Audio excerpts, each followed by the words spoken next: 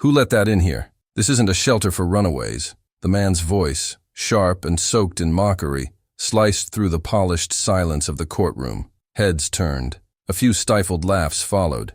Others simply stared, more out of confusion than cruelty. At the back of the room, a young girl stood in the doorway, alone, quiet. Her presence so unexpected, it drew instant judgment. She wore an oversized coat, several years out of fashion, sleeves tugged down past her wrists. Her shoes were mismatched. In one hand she held a leash, but there was no dog on the end of it. Her name was Amira Geller, 14 years old, and though she looked small, like the weight of the world had pressed her into herself, her eyes didn't flinch. She stepped into the room, shoulders squared, even as the crowd whispered behind cupped hands. The judge, a tall woman with silver hair and a voice like thunder, raised a brow. "Do you have business here, young lady?" Amira's voice was soft but steady. "Yes, Your Honor. I'm here to speak for Milo." The murmurs grew louder. Milo. Everyone in the room knew the name. The case had made local headlines. Milo was a German shepherd with a violent record, accused of attacking a child at a park. The city wanted him put down. The family of the injured boy had demanded it. No one had come forward to claim the dog. He'd been deemed unfit for rehabilitation. The case was open and shut, or at least it had been. The bailiff stepped forward, already shaking his head. "This isn't a custody hearing. The dog's fate has already been decided." Amira didn't budge. "Then let me say goodbye." A laugh erupted from someone near the front. "Say goodbye? What is this, a movie?" But Judge Whitmore held up a hand. "Enough." She narrowed her eyes at Amira. "How do you know the dog?" Amira's fingers tightened around the empty leash. Her voice wavered only slightly. "He belonged to my brother, Nolan Geller." The room fell still. She swallowed. "Nolan died last year. He was 20. He had a seizure while walking Milo by the lake. No one found him in time." Now there was no laughter. Amira went on, her voice cracking like something brittle held too tightly. "After that, I was sent to live with an aunt. Milo got taken by animal control. They said I couldn't keep him because I was too young, but he didn't bite anyone. He ran into the park because he thought he saw Nolan. He didn't understand." Judge Whitmore leaned back slowly in her chair, studying the girl in front of her. "You're saying the dog attacked because he was grieving?" "No," Amira whispered. "I'm saying he didn't attack at all." She pulled something from her coat pocket, a worn folded letter. It was crumpled, the ink smudged at the corners. "Nolan wrote this before he died. He said if anything ever happened, Milo was mine." The judge hesitated. This wasn't a legal claim. It wasn't evidence. But something in the room had shifted. Even the prosecutor, who had come ready with photos and reports, seemed to soften. "Judge." Whitmore looked toward the officer guarding the side door. "Is the dog still here?" The man nodded. "In the holding pen." She sighed. "Bring him in." A few gasps rippled through the room. One woman stood to leave, muttering about safety. The boy's mother, seated in the front row, tensed but didn't move. She looked at Amira the way one might look at a storm on the horizon, distant, unpredictable, but impossible to ignore. The door creaked open, and then came Milo. He was thinner than the pictures. His coat, once a brilliant mix of black and gold, had dulled with stress. His posture was low, tail tucked, ears alert but nervous. He didn't bark. He didn't pull. He walked slowly, as if unsure whether this was rescue or punishment, until he saw her. Amira didn't move. She just held up the leash, the very one Nolan had used, still smelling faintly of lake water and detergent. Milo froze. Then, in a movement so sudden it knocked the bailiff off balance, he bolted straight to her. He didn't jump or whimper or bark. He simply leaned against her legs, pressing his weight into her, head bowed like an apology and a plea all at once. She dropped to her knees, wrapping her arms around him, tears spilling into the thick fur of his neck. "Milo," she whispered. "I'm here." It was silent again, but this time, the silence wasn't judgmental. It was reverent. The judge cleared her throat. "I'd like a recess. 20 minutes. The courtroom emptied slowly, no longer mocking.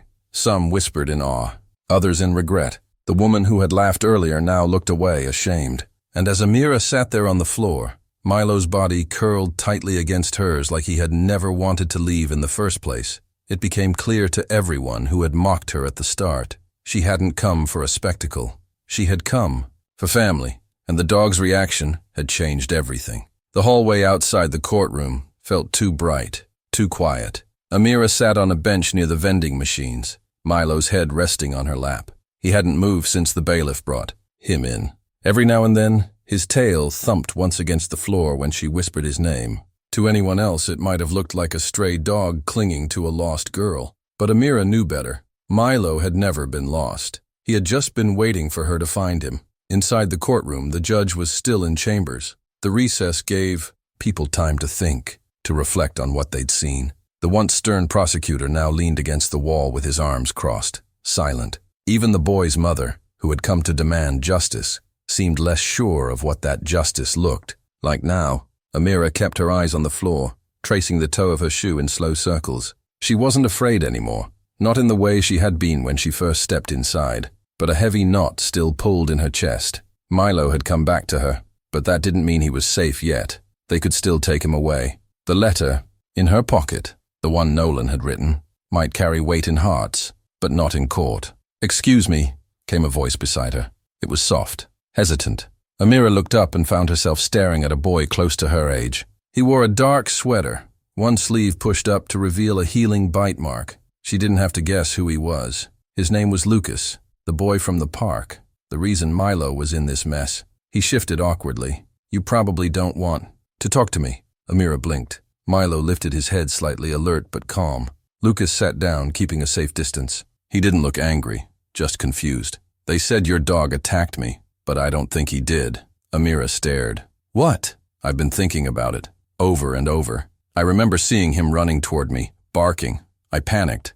I tripped and hit my arm on the bench. The bite mark. I don't think it was from him. I didn't even feel teeth, just fear." Amira's mouth opened, then closed again. She couldn't speak. "My mom," Lucas exhaled, rubbing his neck. "She was scared. I was bleeding. It all happened fast. The ambulance came and then people started talking about the dog, and no one stopped to ask if I really knew what happened." Milo let out a soft grunt and nudged his head under Amira's hand.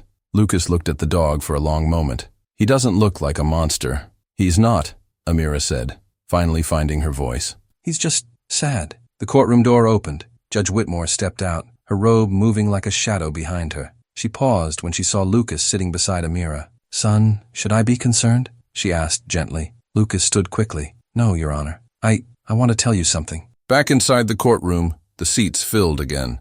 Fewer whispers this time. The tension had shifted, less sharp, more uncertain. Amira sat with Milo curled beside her, while Lucas took the witness chair. Judge Whitmore folded her hands. "Go. Ahead, young man." Lucas cleared his throat. "I gave a statement that the dog bit me, but I think I was wrong. I was scared. I thought he was chasing me. But now, I don't think that's what happened. I fell. I hit the bench. I probably scraped my arm on the metal rail. I was bleeding before he even got close." The silence was immediate and stunned. Judge Whitmore turned to the prosecutor. "Does the city intend to cross-examine?" He hesitated, then shook his head. "No, Your Honor." "Very well. Ms. Geller, do you have anything else to say before I make my decision?" Amira stood. Her legs shook slightly. "Just that Milo was my brother's best friend. He stayed by his side when he died, and all he's ever tried to do since then is find home again. He's not dangerous. He's just grieving." Judge Whitmore studied the girl in front of her. Her gavel sat untouched. Her face softened, if only for a breath. "Court will recess for 5 minutes," she said, then stood and disappeared once again. Amira sat back down and pressed her forehead against Milo's head. She didn't cry, not yet, but her fingers shook as she stroked his fur. Lucas sat beside her again, quiet. "You were brave," he said. "You too," she replied. When Judge Whitmore returned, her expression gave nothing away. "In light of the new testimony and the absence of clear evidence of aggression, I hereby dismiss the case against the animal known as Milo.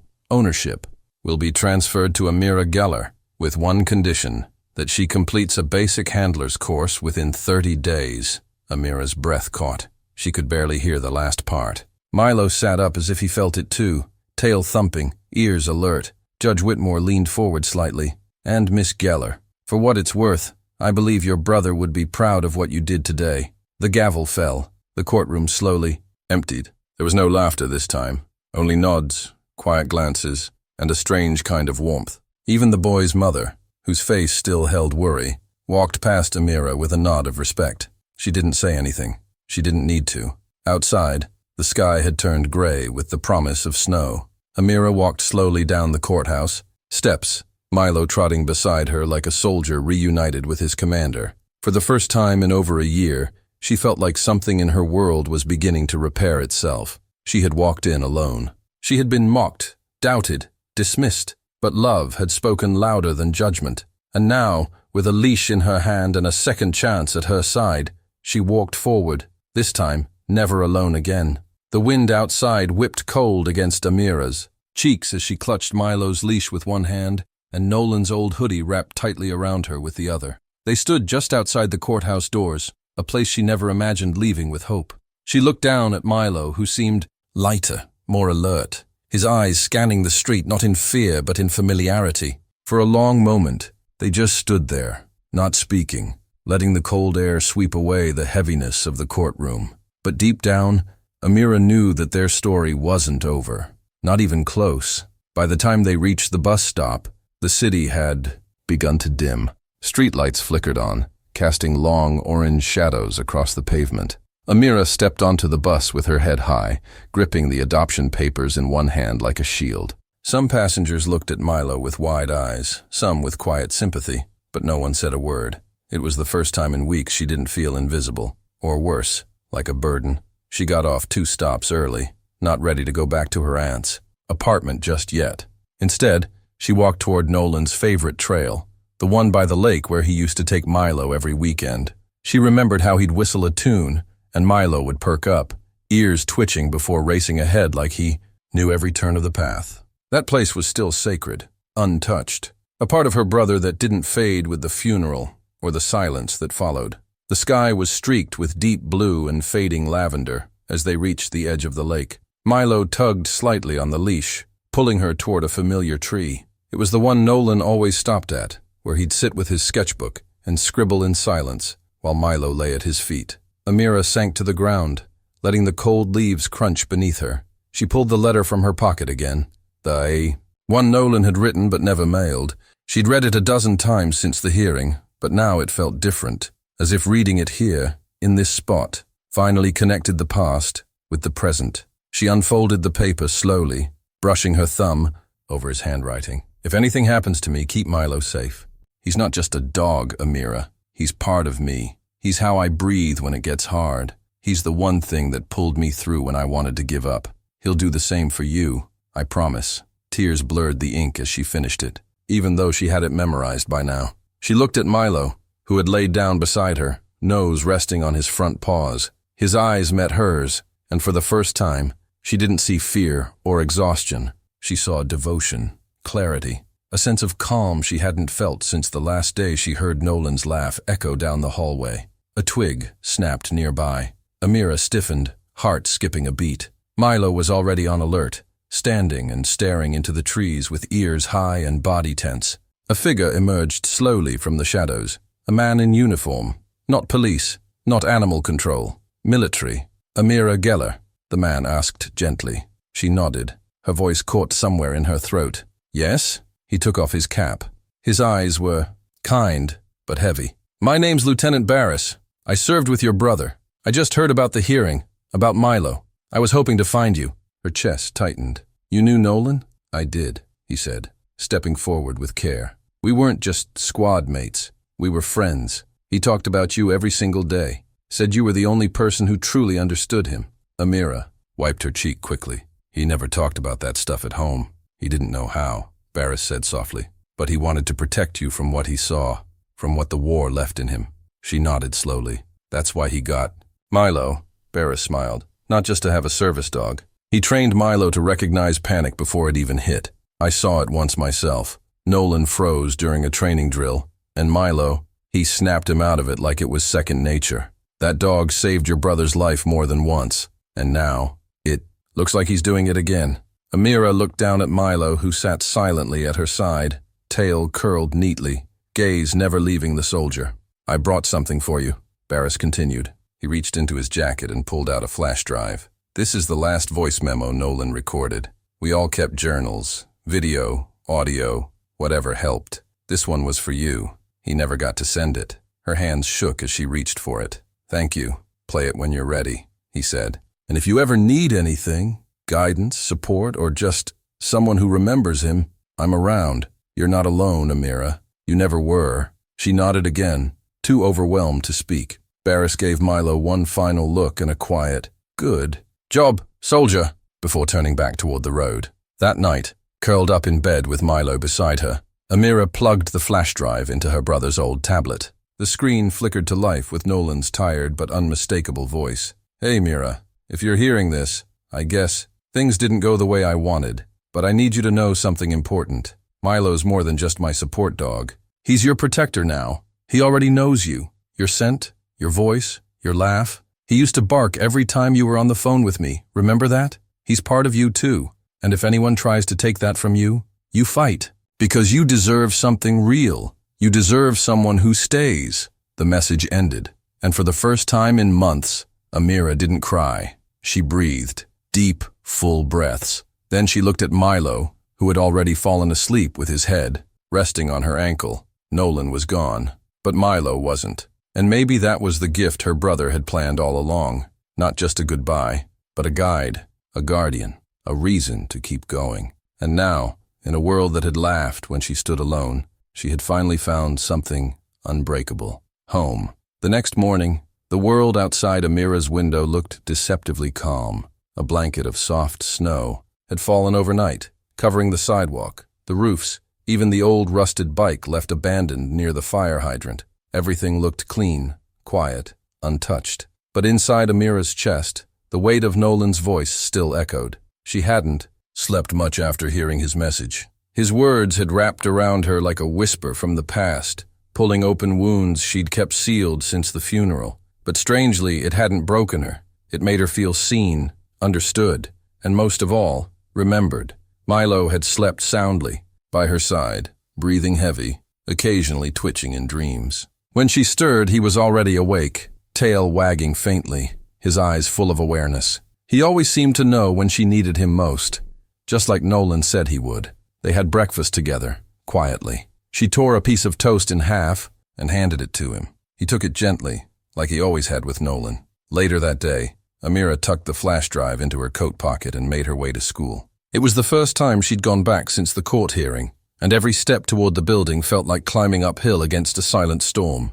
She wasn't sure what to expect. Maybe the same laughter she heard when she walked into the courthouse, maybe more whispers behind lockers, and the familiar sting of being treated like a sad story people didn't know how to approach. But when she reached the front gate, she stopped. Milo sat calmly beside her. The school had made a special exception. Her guidance counselor had contacted the district after seeing the news. Milo was now approved as her emotional support animal. Official papers, certified vest, everything. Amira still hadn't processed it fully. All she knew was that now, wherever she went, he could follow. They walked through the front entrance together. The hallway chatter slowed as students noticed her. Conversations softened. A few people stared. Some offered half smiles. She felt a knot in her stomach start to twist, until she saw a face she didn't expect. Lucas stood by the lockers, backpack slung over one shoulder. The same boy who had unknowingly started the case against Milo. He met her eyes, hesitated, then gave a small nod. "I meant what I said," he murmured as she approached. "I'm really glad you didn't give up on him." "Me too," she replied quietly. Milo nudged Lucas's hand, and for a second, the boy looked unsure. Then he slowly reached down and scratched behind Milo's ears. The shepherd leaned in with a gentle huff of approval. The day passed slowly. Classes felt strange, like stepping into an old version of her life that didn't quite fit anymore. But everywhere she went, Milo followed.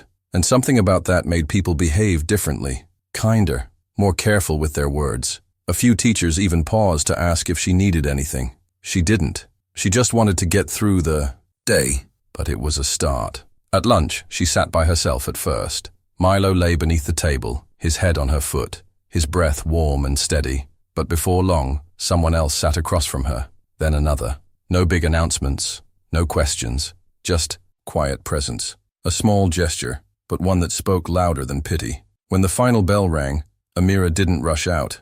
Instead, she walked the long way home, cutting through the park where it all began. The same park where the incident happened, where Milo had been accused, misunderstood, and nearly taken away forever. The bench was still there, the one Lucas said he'd hit during his fall. She stood beside it, tracing her fingers over the weathered wood. The memory of that day flickered behind her eyes. The fear, the screaming, the confusion, and then the silence that followed, all the noise that had built up around a lie no one meant to tell. But now the park was quiet, just a few children tossing snowballs in the distance, the echo of a bark in the air. A jogger passed them and waved. Milo stood calmly at her side, watching a squirrel dart across the snow with mild interest. He no longer looked like the dog in the photos from the courtroom. The weight he'd carried had started to lift. As they walked again, Amira's phone buzzed. It was a message from Lieutenant Barris. "Want to meet some of Nolan's team?" it read. She stared at the screen for a long moment. Her fingers hovered over the reply. Then she typed back one word: yes. A week later, she and Milo sat in a small, quiet room inside a community center just outside town. It wasn't formal. No cameras, no speeches, just a circle of chairs and 6 soldiers who had once laughed, fought, and cried beside her brother. They told stories. Stories Nolan had never shared at home. About the time he slipped in the mud during a training drill and Milo barked until the whole squad was laughing. About how Nolan carried a photo of Amira in his helmet liner, next to the one of their mom. About how he was the first one up during patrol and the last to sleep. The stories painted a version of her brother that was fuller, more human. Not just the perfect brother who had vanished one day, but a real person who struggled, loved fiercely, and never let his pain stop him from showing up. Each story made her feel closer, and as the sun dipped behind the windows, Amira realized something profound. Her brother hadn't left her, not really. He had planted pieces of himself in all these people, and in Milo. She wasn't the girl who walked in alone anymore. She was the girl who carried a legacy. That night, back in her room, she pulled out Nolan's hoodie again and wrapped it around herself. Milo curled beside her, just like always. She didn't cry this time. She smiled. The world had tried to convince her she was powerless, that she was just a grieving girl with no voice. But she had fought. She had stood alone in a courtroom and turned silence into strength, and in doing so, she gave Milo a second chance, and herself a future. The laughter that once followed her had faded. Now, when people saw her coming, they didn't see someone alone. They saw a girl and her dog, a story of loss, a bond that endured, and a victory not written in headlines, but in quiet moments where love kept showing up, even after the world said it was too late.